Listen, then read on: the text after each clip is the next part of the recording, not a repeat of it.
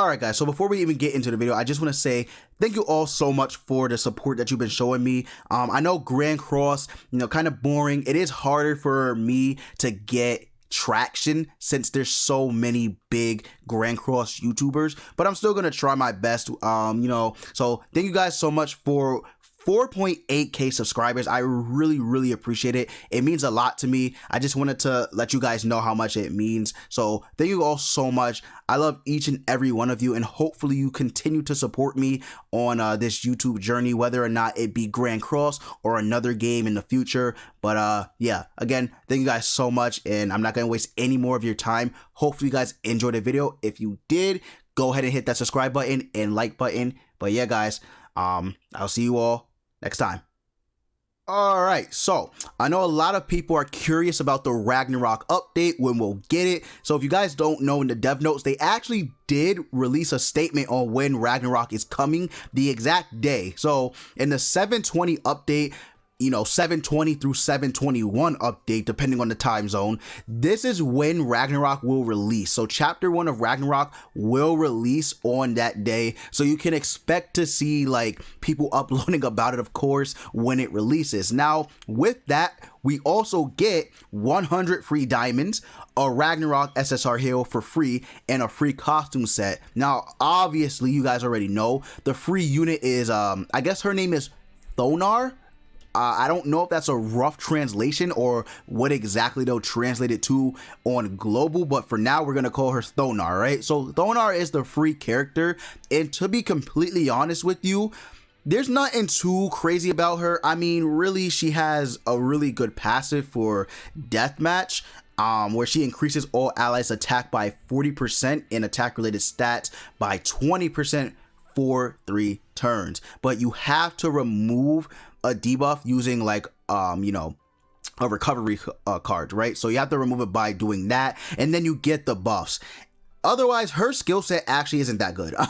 She has bleed, and she also has a charge attack, but it's like really kind of to be completely honest with you. She's sort of similar to Liz in the way that she really just works for support, really not there to do anything. Plus she can be used on the sub slot, whereas Liz needs to be ran in the front. She can just be on the 4th slot and forgotten about, right? But her passive is really good. Otherwise, again, like I said, she's kind of right? But she is free, so keep that in mind. We're gonna get her for literally nothing, which is very nice. On her, on the banner that she's on, you can get her. I guess you could, if you get copies of her, that'd be good because you can 6 out of 6 her. I don't really see anybody using this unit on the front though, and if you do, you might wanna change that team setup. But yeah, she's really just for the 4th slot. Really, that's it. But of course you guys already know about Blue Lost Vein Meliodas. I think honestly he is not that good. There's a lot of videos when he released that tried to make him seem better than what he actually is, and it just did not work. Maybe they weren't using him in the way he's supposed to be. Like, he's a support, he's really just support only.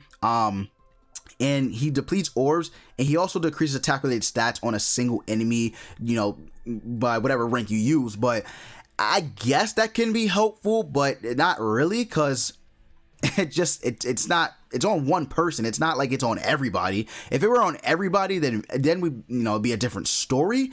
But they went ahead and made it single target for some reason. I don't know why, but they did. His crit chance is really high, of course, since he's a Lost Vein unit. But in that same respect, his crit resistance sucks. Like, it's just bad. And this is, the crit resistance obviously was built like this for Red Lost Vein, and this is good for him.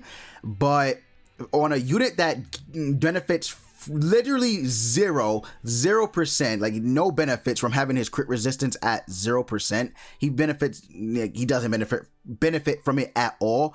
That's bad. That's really bad. Of course, secret technique still a very good effect. very strong, I would say, still to this day, because it ignores type disadvantage in everything. So it's really, really good. It's just his passive. I mean, it's only one time use, but he can get, he can basically steal allies' ultimate move gauge orb, or I guess you could say copy the amount of orbs that they have and put it into his own gauge, up to 3 orbs. So it's not like he can abuse this, right? It's not like he can get a max ult gauge right away. This is why people pretty much use him maybe on the back, so that way when one unit dies, he comes in, steals up to 3 orbs, can get somewhat of an ult rush there. So really good. You can use him on the front, if you're ult rushing, but otherwise it's not really that great. So he's a pretty niche unit. Maybe he'll have some usage in final boss, or something, like when a new final boss drops sometime in the future, he could be useful. But besides that, I just he's not that good. I'm gonna be completely real. He's just not that good. So yeah, niche character, but it is what it is. Now obviously Sigurd is the crown jewel of the banner that they're on. The crown jewel. I just seriously don't think it's worth summoning on. Now a lot of you might be saying, but he's really good. Like he's extorts. He has amplify, flood, ultimate. And I'm not saying he's bad. Again, not by any means, but the banner is just very, very very poor. I made a video going over the banner. You guys can check that out if you want to, but I just think personally this unit isn't really worth spending like 600 gems. I mean, you can if you want, right? I'm not gonna sit here and say, listen to me, my word is law, but I think you guys should be smart about how you spend your gems. That's all I'm saying. But yeah, his kit is actually very strong. Again, AoE extort that does damage, powerful. Amplify card, powerful. His passive lets him be ran on allies and demons, or not allies, but demons and humans. My mistake, right? So he can be a mix of pretty much like humans and demons, which is very, very nice, right? So very, very cool. He gives allies basically attack stat increase by 10%. Really, really good. I just kind of wish that, maybe it was all stat. That might be asking for too much. Nah, maybe, right? Maybe, but I feel like if it were just, increases all stats of allies, that would have been really, really good. Because you can't, again, you only cap at 3 times, so it's only 30%. But again, maybe 30% to all stats is big, right? Maybe too big. But with Bond running around, you're really only gonna use him with assault melee, and having assault melee get a 30% to attack related, or not attack, but all stats would not have been that bad, right? Would have been good. But attack stats is still really strong, but it's still strong. So keep that in mind. It's still very strong. Very, very good unit. Crit chance at 60% base. Very strong. 150 crit damage is it could be better, I feel like, but I mean, sure, right? With an extort card having, just insane crit damage, like crit chance, it's still good. It's still good. So this extort card is very strong, by the way, in case you guys don't know. With Bond, it doesn't really matter since he, scales off of HP, but attack and defense is still pretty damn good. And having an amplify card, oh, by the way, this won't work on Bond. I don't even know what I'm talking about. This is not going to work on Bond. Extort counts as a, what is it? What do you want to call it? I guess you could say decreasing stats debuff.